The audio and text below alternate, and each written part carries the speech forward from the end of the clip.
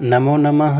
संस्कृत विमर्श YouTube channel पर मैं ब्रजेश त्रिपाठी आप सभी का हार्दिक स्वागत करता हूँ। वर्णों का उच्चारण स्थान यह एक महत्वपूर्ण विषय वस्तु है जिस पर क्लास 6 से लेकर क्लास 12 तक तथा कंपटीशन में भी इससे संबंधित प्रश्न पूछे जाते हैं।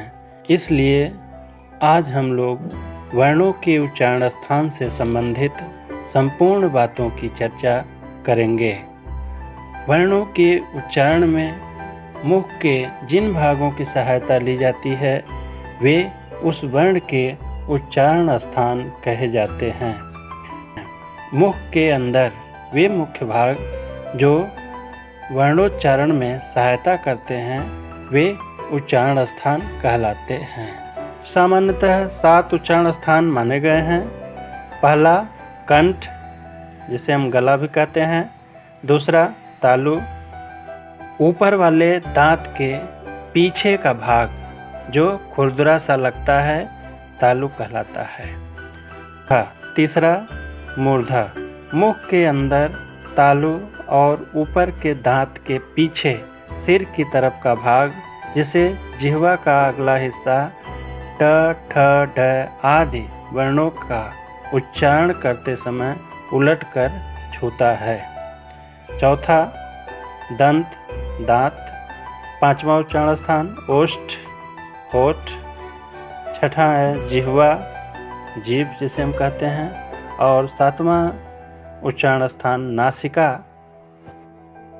कुछ सूत्रों के आधार पर संस्कृत वर्णमाला के सभी वर्णों का उच्चारण स्थान स्पष्ट रूप से समझा जा सकता है। ये सूत्र निम्नवत हैं। कंठ अकुह विसर्जनीया नाम कंठः। तालु ईचु यसानाम तालु। मूर्धा ऋतु रसाणाम मूर्धा। दंताः ऋतु लसानाम दंताः। ओष्ठ उपोपद्मानीयानाम ओष्ठौ। नासिका च इयमंगनानाम नासिका च। कंठतालु एदैतोः कंठतालु। कंठोष्ठम ओदौतोः कंठोष्ठम। दंतोष्ठम वकारस्य दंतोष्ठम। जिह्वामूलम जिह्वामूलीयस्य जिह्वामूलम। नासिका नासिका अनुस्वारस्य। इन सूत्रों की स्पष्ट व्याख्या इस प्रकार है। पहला उच्चारण स्थान कंठ है। इसका सूत्र है अकुह विसर्जनीया नाम कंठः। यहाँ अ से तात्पर्य अ और आ दोनों से है। कु का मतलब पूरा क वर्ग क ख ग घ अंग। हकार ह वर्ण और विसर्ग का उच्चारण स्थान कंठ है और इन्हें कंठ वर्ण कहते हैं। तालु सूत्र है ई चु यसानाम तालु। ई का मतलब यहाँ पे ह्रस्व ई दीर्घ ई। चू से मतलब यहाँ पर है पूरा च वर्ग यानी च छ ज झ य य और तालव्य स का उच्चारण स्थान तालु है। इन्हें तालव्य वर्ण भी कहते हैं।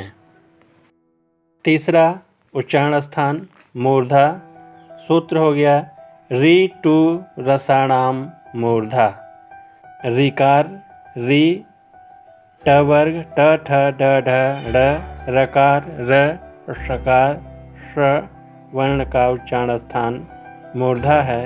इन्हें मूर्धन्य वर्ण भी कहते हैं। उच्चारण स्थान दंत। सूत्र है ऋतु लसानाम दंताः।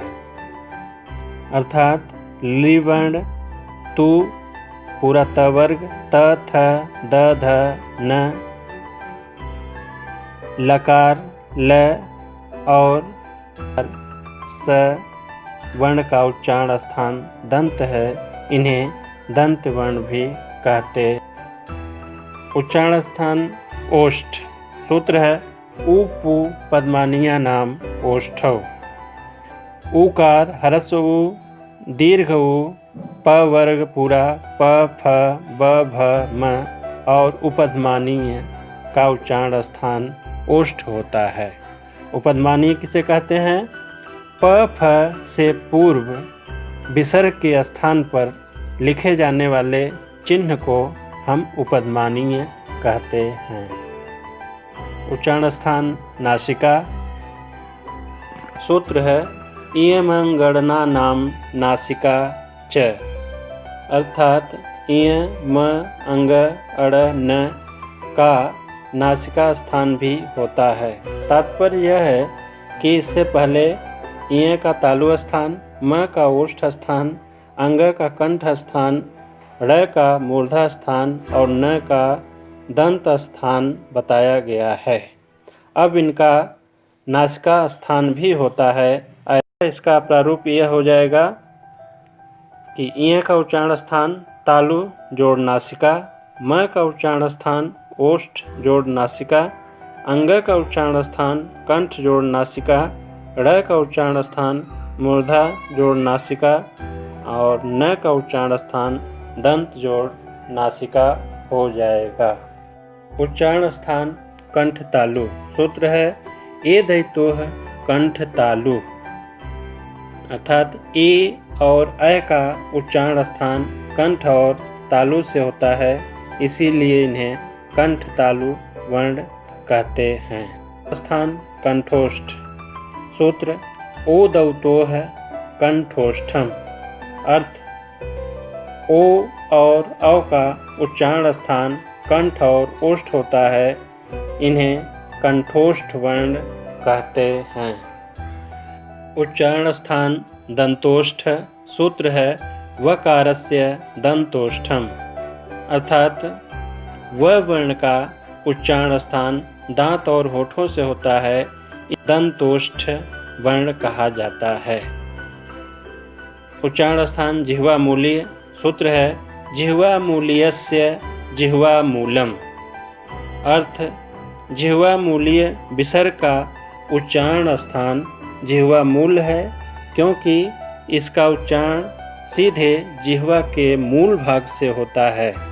अब यहाँ प्रश्न होता है जिह्वा मूलीय क्या है? तो क ख से पहले विसर्गों के स्थान पर आने वाले चिन्ह जिह्वा मूलीय कहे जाते हैं।